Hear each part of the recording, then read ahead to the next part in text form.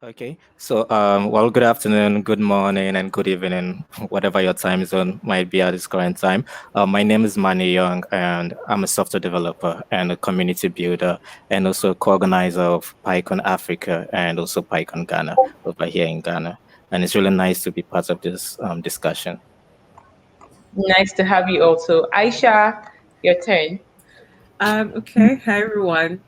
My name is Aisha. I'm a cloud solutions architect. I sort of helped found the Python Nigeria community, and helped organize a lot of conferences, like Python Africa, Python Nigeria.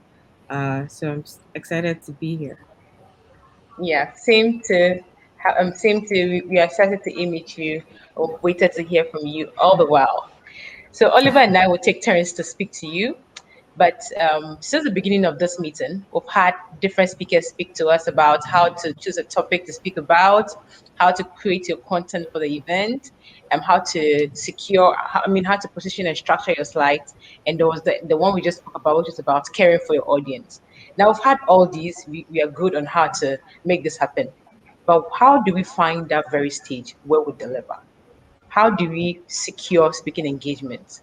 You can start off from an experience you've had or what you think is optimal for everyone to do when they're looking for speaking engagement. So I'll take you first, Aisha, and then we'll take Manny.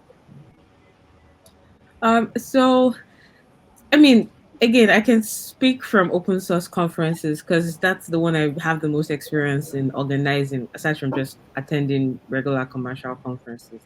Um, you have to you have to be brave. I feel like the first thing is to be brave and be willing to put yourself out there, especially if you don't have a track record yet. So if you're starting out, you want to give your first talk, you have to go online, or go on Twitter, like see the conferences that are happening, or just follow their handles. So when they put out their CFP, their call for proposals, and then you put yourself out there. But it's okay if you're scared, like you can't just sort of like just go submit, right? And you need help for, you need somebody to vet your idea, you need somebody to look at your proposal to see that, oh, if there's any way you can do things better. Even I, up until till this day, if I have to give like a talk, and I've probably spoken more than, like, let me be conservative, maybe more than 5 conferences where I've given a talk, separate from organizing.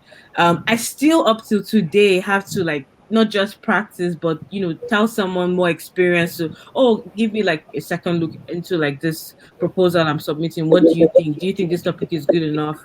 Obviously, I mean, that good enough is a different conversation altogether. But just whatever it is, whatever idea, just put it out there, put pen to paper, get somebody to like peer review or to review what you've done, and then be brave and hit the submit button. That's the most important thing. Just be brave, hit the submit button, and don't wait until the last minute to do all of these things. So I think for how to secure, you definitely need to be willing and be brave to put yourself out there, find those conferences, submit those proposals. Right. Be brave, she said, just like our other speaker said, feel the fear and make it happen. And she's mentioned important places to look out for. Keep an eye on social media. She mentioned Twitter and follow the people.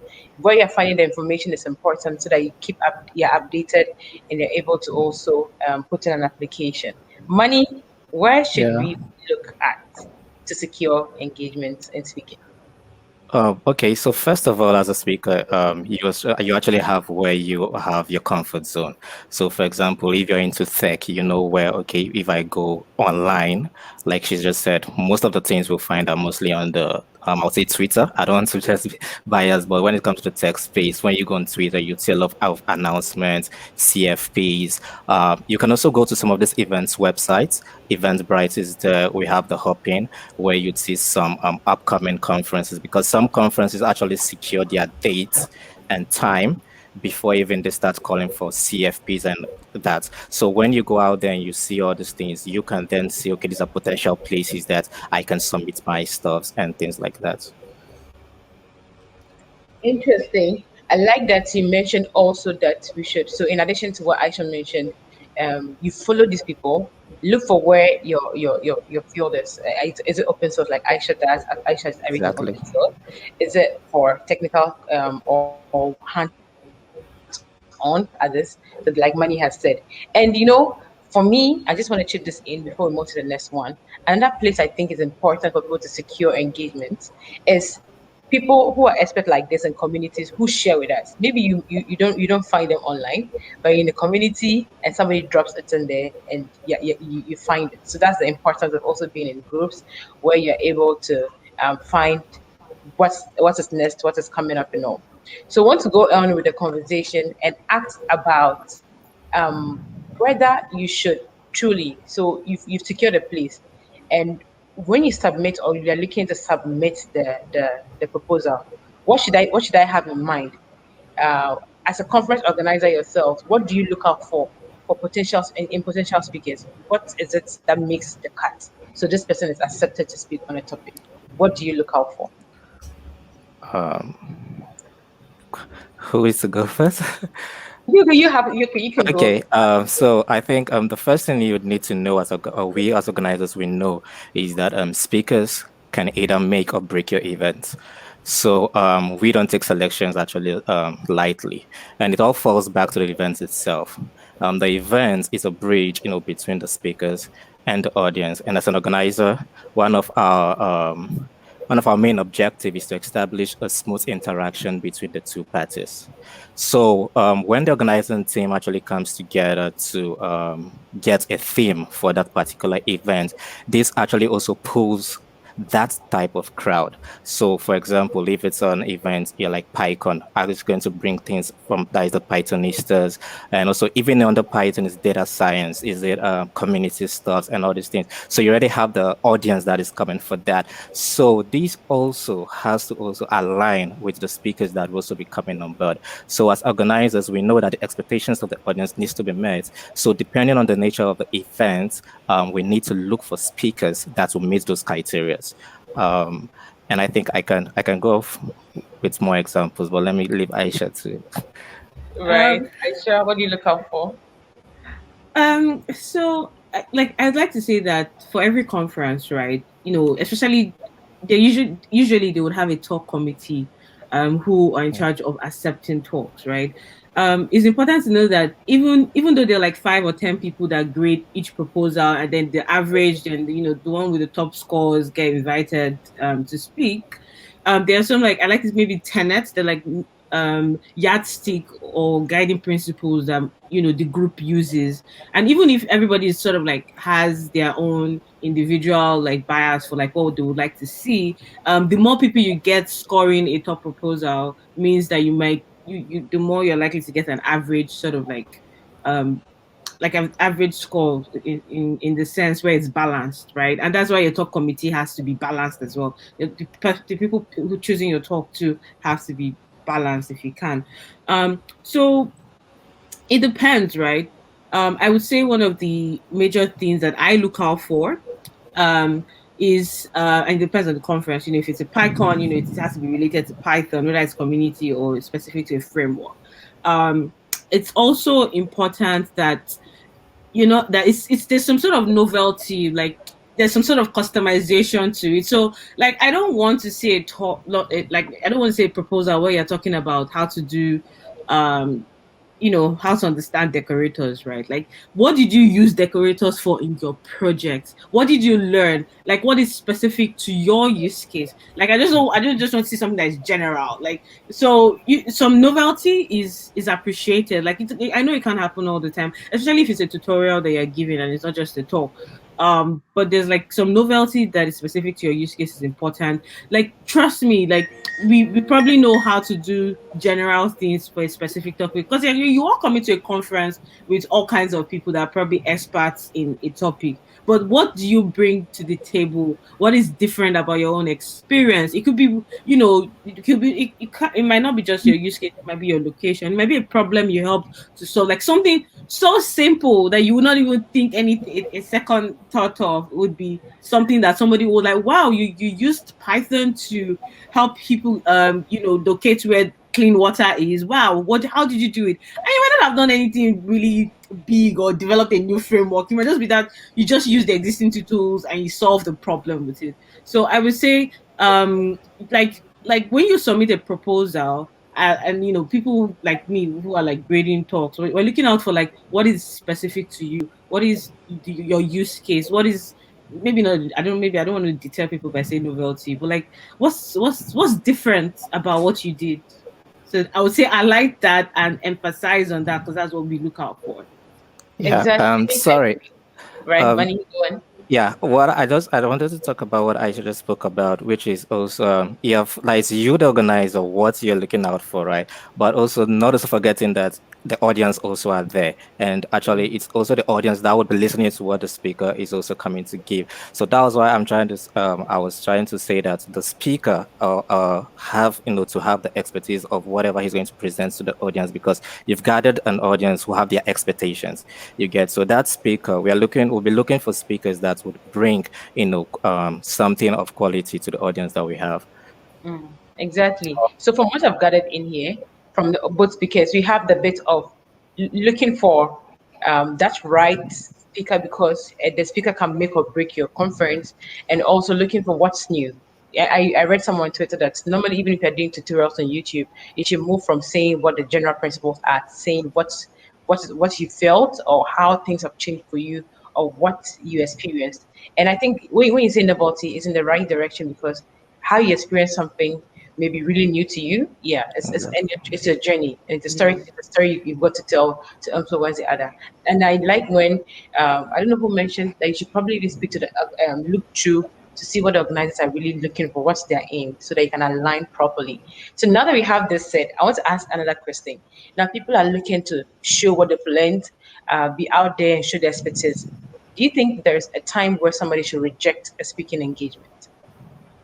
Aisha and then Manny. So I mean, like when you submit a proposal, you have the right to change your mind, even if the proposal has been accepted and you're excited. And a couple of things could happen. I've seen people cancel their speaking engagement because all of a sudden the conference wasn't going in the direction that is core to their beliefs. So maybe I don't know, somebody said like a maybe somebody did something that goes outside of like the code of conduct, and then the conference organizers don't do something about it, don't like publicly state their stance, and then you see people who have secure speaking engagements be like, you know what, no, I don't want to speak at this conference if you all will do this and not take a stand on something. Or it could just be that you're overwhelmed, like you took on too much at the same time and it's a bad time for you.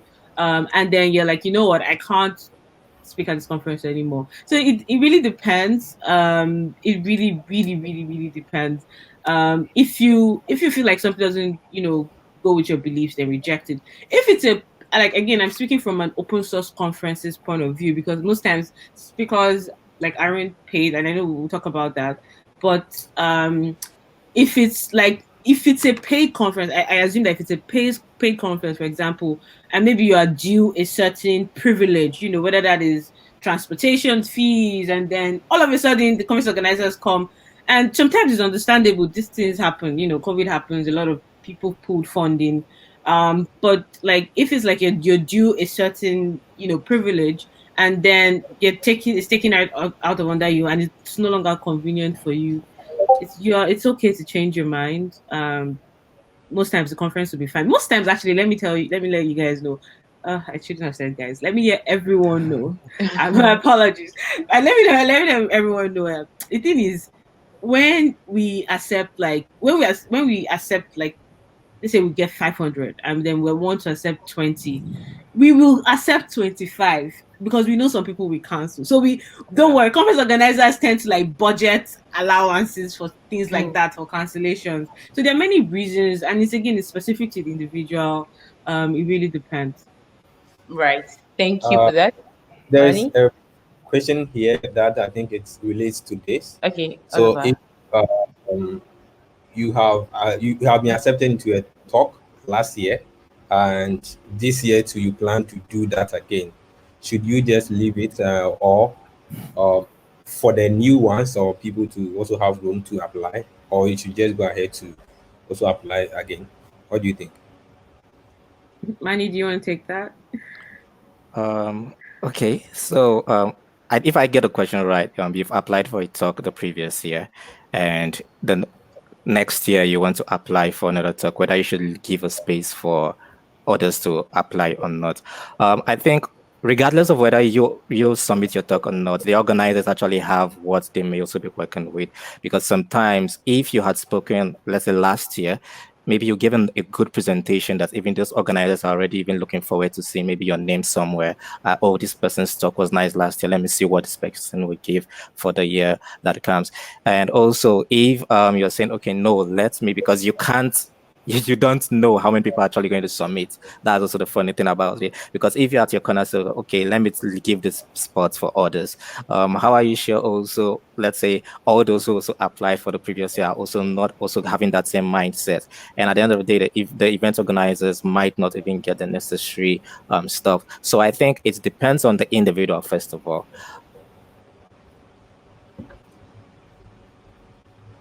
Right. Thank you, Mannie. And I hope the audience also took note of it. So, Mannie, I just wanted to also touch on what Aisha said about whether you should accept or reject. So, what are also your views Yeah. on it? Yeah, I think the question that came out first actually just broke my thoughts on that. That was why I could even address that very well. Right. Okay, so what Aisha was actually talking about was nothing but a fact, but I think it also depends on the situation as a speaker, because yes, you can actually reject some talks. If, for example, the event does not line up with your ethics standards, that's one. And sometimes it can be also for personal reasons. You might be a speaker, but you also have family commitments, and also some people are reaching out to you that, okay, would love you to give this talk at this particular point in time, even paid for. I've heard of actually speakers who turned down such talks because they'll say, okay, this time is for my family and I want to have the opportunity to actually go there. And also when it also comes also as a speaker, some speakers are trying to create a particular brand. And due to the brand they are trying to create, they might be like, oh, I want to give talks in this kind of stuff, or I want to give talks at such cases. So it depends on you and also how you see things personally. But yes, there are some talks that you can reject. Exactly. So if it's not in line with what you believe anymore, there's something that came out as personal for any reason, do feel free to, I think, even give prior notice. I mean, don't cancel on the day of the event. That would be like very, Oh yeah, please very, don't. As much as possible. Even though we know yeah. emergencies happen. Please Mm, don't. please, yeah. So thank you for that. Now, actually, you touched on something about payments, especially when you're asking about when you're answering the rejection or the acceptance of the top. So, should people charge? You know, sometimes you submit a proposal, other times maybe you submit it. So based on the engagement they've had in you in the previous year, they probably think you'll be a good match again, and so they reach out to you. Do you think people should charge to speak at conferences? You know, you've been invited, And, that's it. and I'm going to give you my famous answer and say, or the Mm. famous engineering answer and say, it depends. Ah, It depends.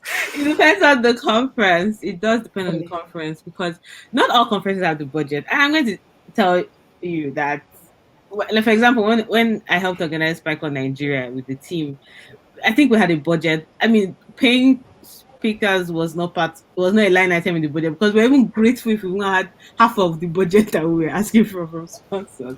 But we try to make up, like most open source conferences that can't afford to pay, try to make up in other ways, like pay your flight tickets, pay for your hotel accommodation and your feeding and things like that. And I don't know. So they say there are many examples. So sometimes getting paid might not be like, well, I think getting paid is getting paid. But not all conferences can afford to pay, right? So, but if it's a conference, especially when it's a commercial conference where, there's an expectation and that speakers get paid, like by all means, ask for your money, like get the bank for your. Make sure you're collecting your money. You're like, don't be left Yeah. out. But I also think that like again, I'm always again, if this doesn't relate to regular conferences, I apologize because I only have experience organizing PyCons, like open source type of conferences. But I would say like there are actually some open source conferences, like some PyCons, like in some countries who have the budget, who actually pay some speakers, maybe the people giving up tutorial, but maybe not regular speakers, right?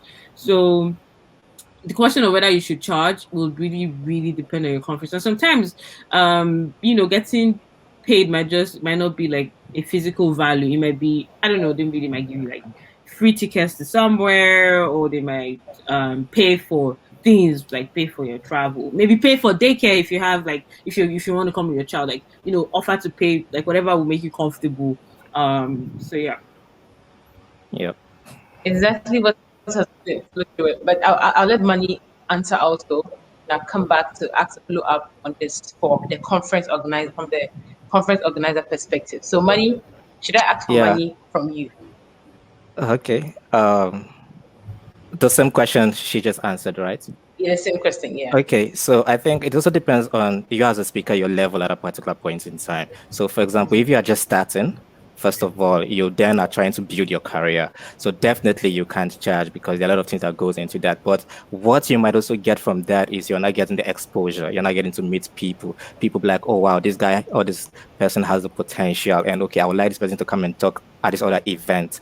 And I think those that actually charge are mostly the professional speakers. Keyword the professional, because what they know is they have that value and they have that reputation. So just like Aisha said, it depends. And one other thing we have to know is event organizers would only pay speakers that they have full confidence in or they even know personally. And they actually reach out to that particular speaker. So when they reach out to you and okay, I have this reputation, I'm a wonderful speaker, I charge, this is my price already, then yeah, you can actually charge for that event. Okay, so you're going to round up quickly, but then the follow up I had on this was for you organizers of conferences, aside money, what other things can be in the form of remuneration for somebody who speaks? It would be like I said, like travel, pay your flights, pay your hotel, pay your feeding, pay for daycare if you want to come, if you plan on coming with your kids. Yeah, it could be anything that is valuable, but it doesn't translate to physical cash in your bank account. Yeah, some actually give certifications, and some actually, just like you said, like I know for even PyCon, what we even did during then was we had a tour where we took most of the speakers and also actually some of the people around the venue and also that was the city and stuff like that. So yeah, Right. Thank you. accommodation and stuff like that. Right, that's true. I've been at conferences where they buy you all over, and they'll normally what happens is you are cared for. So you in your Yeah. mind you be like, this is good enough. You don't want to think about because if you're supposed to go on your own, you know what's entailed. Yes, I actually agree. Thank you so much. And you mentioned about professional speaking, right? Is there an opportunity or a field in tech where people can be professional tech speakers? Do you think there is a field like that people can explore? To be a professional tech speaker. That's my profession. I'm a Manny, I'll let speaker. you go first. Yeah. Money, have you heard of professional tech speakers? Is it a field somebody can I explore? think Well, I think the people who mostly I know they might call professional tech speakers actually those who are experts in that particular field. So, for example, when it comes to Python, we know that we're talking about people who have had years of experience, who even started when even some of us were not yet born and stuff like that. Because then that, okay, yeah, this person has the experience, and whatever the person is coming to speak about, the person has content and also has value of what he's speaking about. Mm, right. Thank you so much. Aisha, concluding words. Money also in one line. You give us a concluding word, and then we call it a day. I guess my concluding word would be brave. Just like Nike's one, like one famous Nike um slogan said, just do it. Let's So, do it. Just do it. Let's Right. submit, just hit submit. Mm, good. So, Money, yeah, concluding word. following up, submit, and don't be scared of rejection mails because definitely you get them. And whenever you do, keep on submitting. Definitely one day you get accepted. True. These rejection mails, I have a story for that particularly. But I used to archive rejection mails a lot. But only last week or this week, I actually start one of them and I put them as part of my best meals. And I think it's part of the journey. So I've moved from Exactly. archiving them to starting them. I look back, I didn't get this. Maybe in the next year or the next month, who knows, I'll get it. So that's my own little turn in dealing with rejection. But yes, it happens to the best of us. And thank you all speakers for really sharing with us and being like this was really comprehensive. For anyone looking to share, go out there, social media and communities, put yourself out there. People can actually reach out to you to work both ways. Thank you so much, Mannie. Thank you, Aisha. Yeah, This thank was you for having me here. Thanks for having me, right. Thank everyone. you. Right. Hello. Bye. So our I don't conference want organized.